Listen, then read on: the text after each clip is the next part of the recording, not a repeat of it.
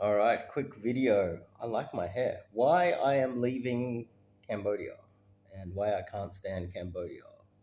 Uh, Basically, and also if you're watching this video, why you should never come to Cambodia. Don't waste your time. Don't fly here. Don't come here to see the temples or think that there's some sort of a spiritual awakening here. There isn't. I promise you that right now. Those temples were there during a genocide. These people are not enlightened in any way, shape, or form. They're not intelligent. They're not good people. Um, so I've been here long enough, quite a long time actually, way too long. The Cambodian people are just, they're, some are nice, like in every country. Uh, like you can go to any country on planet Earth, the worst country in the world, with the worst people in the world. There'll still be one or two nice people there that will treat you well, uh, and maybe give you a bit of respect. They might not be your friends. They might not look out for you.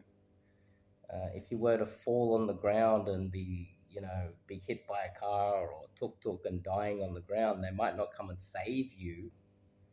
They might call an ambulance, maybe, in the worst country on planet Earth, just so you get a bit of a perspective of how bad and how much hatred there is here.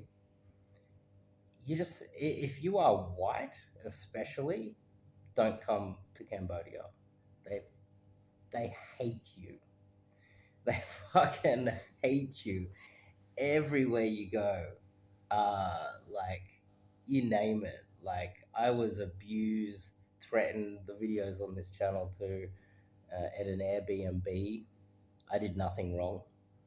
It's just they just have nothing but contempt for white people, and the white people that are here, they have like Stockholm syndrome. They actually believe that they're like of lower value. They actually believe this, even though there's no basis in it, and they work with the local Cambodians to hate on new white people. You just can't make this shit up. They're just like fucked up here. Um, like when I say this, there might be some nice people in Cambodia. I mean, there'll be someone who runs a cafe and is nice to me and remembers what I want to buy because I go there every day and doesn't abuse me or mistreat me or roll their eyes at me or make fun of me or like threaten me. But generally, Cambodia, like 99.999% of these people, they hate fucking white people. I had no idea how bad it was until I got here.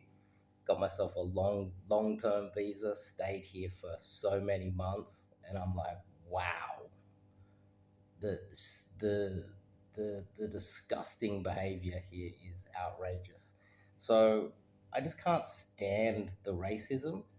It's kind of novel. It's kind of like a game when you look at it. Like it's like playing a video game or an experience that you've never had before.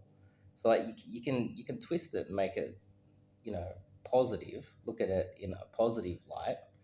Um, but there's no positivity to being racially discriminated against on a daily basis. People literally looking at you visually, judging you based on your looks, but also being so naive and so backwards that they don't understand the outside world because Cambodians are so fucking backwards. They're like North Koreans. They think that they are the greatest. They are like, if you think Nazi Germany was bad, thinking that they were the superior race, Cambodians are on another level. Imagine being so bad you committed a genocide against your own people, and then a white guy turns up. That's how bad they are. Like, I cannot state how bad this country is. I don't recommend anyone comes here. Um, I got myself a long term visa, and I thought because I'm outgoing, I'm friendly, that I would be able to like uh, I thought that I'd be able to carve some sort of a life here. Because I get on well with people. I can make friends easily. I can get But what happens here is that there's tourists that will come here. They might stay here for like a week. You might make friends with some cool guys or some like foreigners or whatever.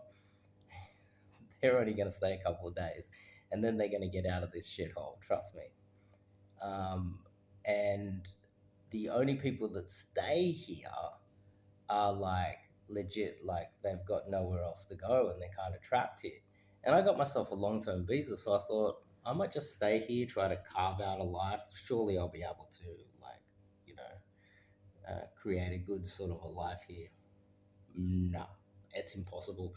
Um, if you think you're outgoing, if you think that you speak to people and you put yourself out there, I'm like 10 times more out there than you are. Um, and it is impossible, really. Uh, the majority of the expats that live here, they're lonely and they have mental illness from the abuse from the locals.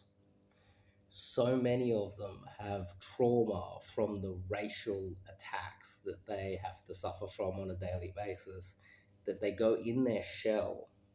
They don't talk to people. They don't trust anybody. They're not outgoing anymore. I don't know what.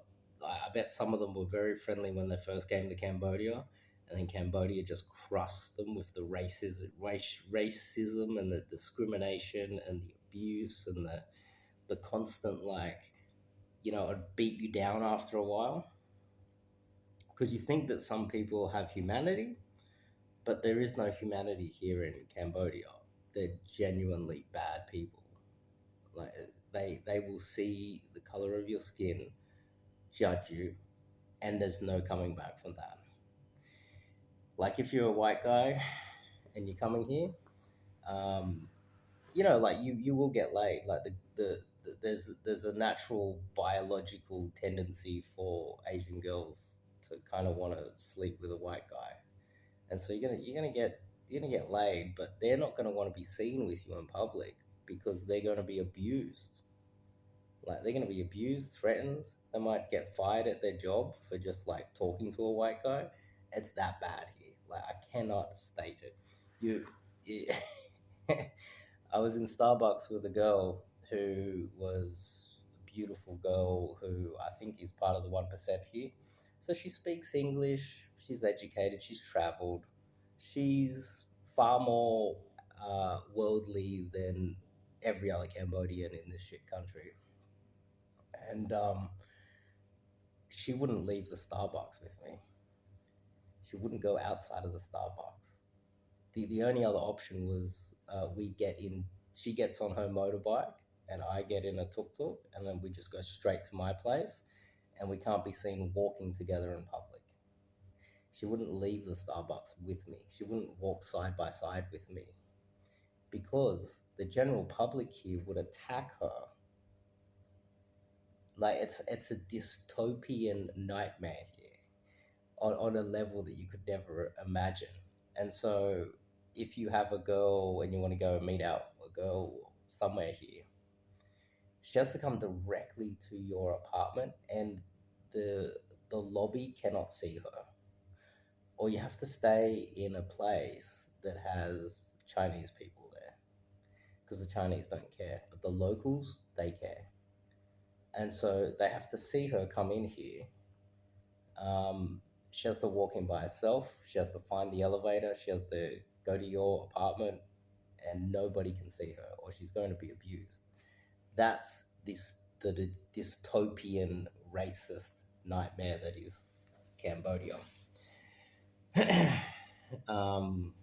And you can go to Angkor Wat or Siem Reap and go check out the temples and whatever. Do whatever you want out there.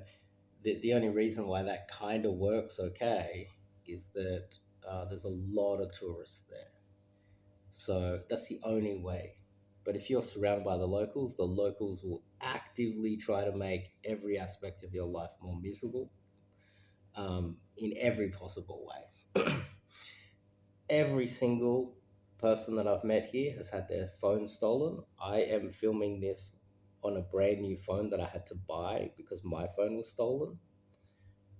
you name it. That don't come, don't come to Cambodia.